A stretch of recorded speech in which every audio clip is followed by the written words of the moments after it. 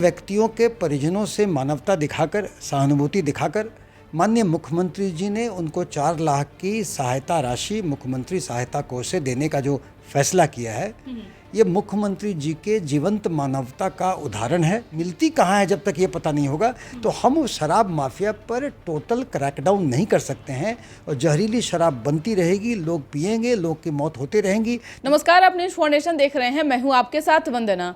बिहार में जहरीली शराब से हो रही मौत को लेकर बिहार के मुख्यमंत्री नीतीश कुमार ने बड़ा ऐलान किया है। उन्होंने मुआवजा देने की बात तो कही है, साथ ही साथ उन्होंने यह भी कहा है कि उन्हें बताना होगा कि आखिरकार यह शराब कहां से मिल रहा है। इस विषय पर हमारे साथ बात करने के लिए हैं जदयू प्रवक्ता डॉक्टर सुनील जी, और इनसे सवाल है हमारा कि इन सब चीजों को कैसे देख रहे हैं। विपक्ष कह रहा है कि एक तरफ से आईवास किया जा रहा है और दूसरी तरफ यह भी आरोप लगाया जा रहा है कि बिहार में हो रही जहरीली शराब से सरकार जो है कहीं ना कहीं अनभिज्ञ है, क्योंकि उन जानकारी के अभाव के कारण जो है यह आंकड़ा बढ़ता ही जा रहा है।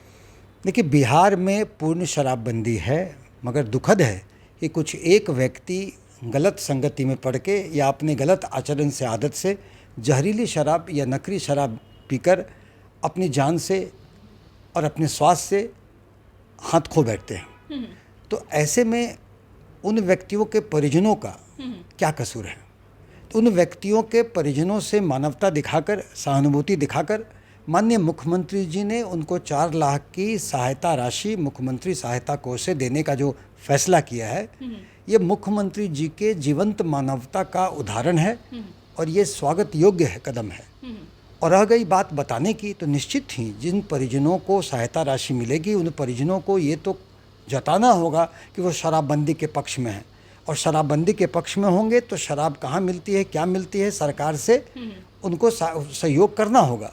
उन्हीं को नहीं, उनके घर बगल परिवार के अन्य सदस्यों को, उनके पड़ोसियों को, उनके गांव टोले के लोगों को ये बताना होगा, क्योंकि शराब मिलती कहाँ है जब तक ये पता नहीं होगा तो हम उस शराब माफिया पर टोटल क्रैकडाउन नहीं कर सकते हैं और जहरीली शराब बनती रहेगी, लोग पिएंगे, लोग की मौत होती रहेंगी। तो ये एहसास तो परिजनों को, गांव वाले को, जिन्होंने खोया है अपना, उनको ये एहसास करना होगा और सहयोग करना होगा।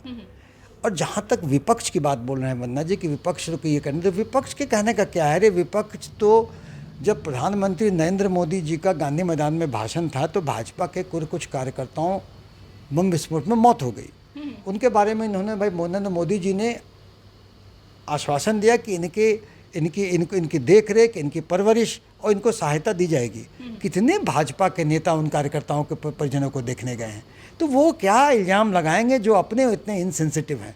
अरे हमने तो ये मानवता का परिचय दिया और माननीय मुख्यमंत्री जी के जीवंत मानवता का परिचायक और परिजनों को मदद के ख्याल से ये फैसला किया गया है। लेकिन कहीं ना कहीं इसमें पुलिस प्रशासन को भी सवाल के घेरे में जो है वह देखा जा रहा है। ऐसा इसलिए क्योंकि जब थानेदार को ही पता नहीं चल पा रहा है कि आसपास में क्या हो रहा है तो जवाब तो देना होगा ना। ऐसे में सरकार पर भी तो उंगलियां उठेगी ही। निश्चित ही अपने दायित्व से हम नहीं पीछे हट रहे हैं और जिन लोगों की बात की सबकी उसमें बात थी, इसलिए आप देखे होंगे कि लोगों पर एक्शन हो रहा है।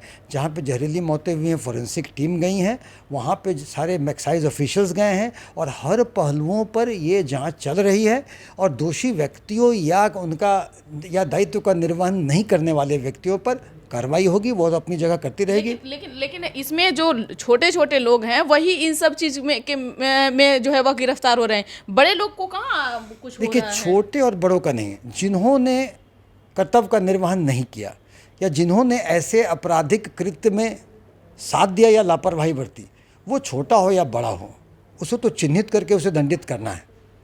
तो क्या आप मानते हैं कि अब आगे चल करके इस पर कुछ और सरकार ठोस कदम उठाएगी? क्योंकि धीरे धीरे जो दायरा है वह बढ़ता ही जा रहा है, कम होने का नाम नहीं ले रहा है।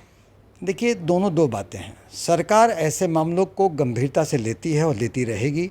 दोषियों को बख्शा नहीं जाएगा, दोषी दंडित होंगे, वो अपनी जगह है। लेकिन जिस तरह की पिक्चर आप दे रहे हैं, देखिए अन्य राज्यों में जहाँ की शराबबंदी नहीं है वहाँ भी जहरीली शराब और नकली शराब से मौतें होती हैं। हम जस्टिफाई नहीं कर रहे हैं। अगर आंकड़ा देखेंगे तो वहाँ से बिहार का आंकड़ा काफ़ी कम है, लेकिन हमारे कंप्लेसेंसी का बात नहीं है।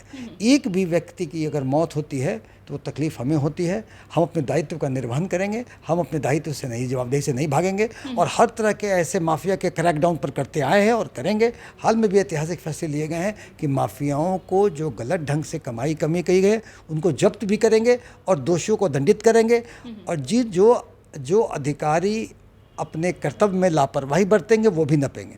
देखिए, तो ये डॉक्टर सुनील कुमार थे, जदयू के प्रवक्ता, जिन्होंने साफ साफ उन लोगों को चेता दिया और कहा है कि अगर जो भी इन सब मामलों में पकड़े जाएंगे उन पर तो कार्रवाई की ही जाएगी। साथ ही साथ जो इसके आड़ में भी काम कर रहे हैं, जहरीली शराब जैसे चीज़ों को वो बढ़ावा दे रहे हैं, समाज में गंदगी फैला रहे हैं, उन पर भी सरकार की निगाहें हैं और जल्द से जल्द इन सब चीज़ों पर शिकंजा कसा जाएगा। इस खबर बस इतना ही। बने रहिए न्यूज़ 4 नेशन के साथ। तब तक के हमारे चैनल को सब्सक्राइब नहीं किए तो कर लीजिए। धन्यवाद।